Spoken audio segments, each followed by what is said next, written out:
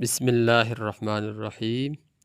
زہر بھی کبھی کرتا ہے کار تریاقی، یعنی کبھی کبھی زہر کے ذریعے بھی جان بچائی جا سکتی ہے۔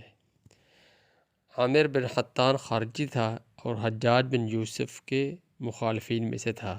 حجاج نے اسے گرفتار کیا، جلاد سے کہا بدکار عورت کے اس بیٹے کی گردن اڑا دو۔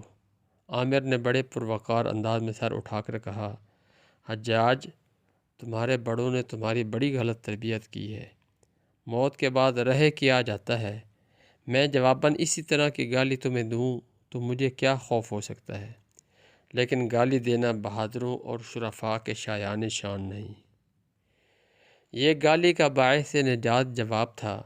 حجاج نے اس کا یہ جملہ سن کر شرمندگی سے سر جھکا لیا، پھر اس سے کہا، تمہارے ساتھ احسان کیا جا سکتا ہے۔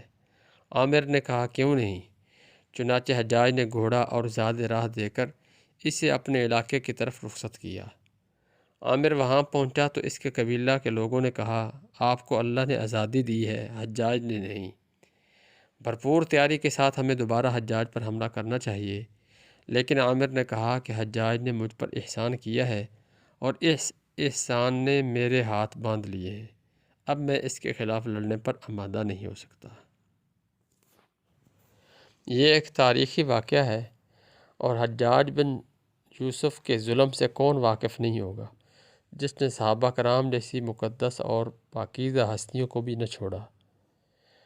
اس واقعہ سے ہمیں یہ سبق ملتا ہے کہ کسی بھی ظالم اور جابر شخص کے سامنے کلمہ حق کہنا حقیقتاً جہاد ہے، جیسا کہ عامر بن حطان کے بارے میں آتا کہ جرأت کر کے صحیح بات کہی اور اپنی جان بچا لی۔ اللہ رب العالمین عمل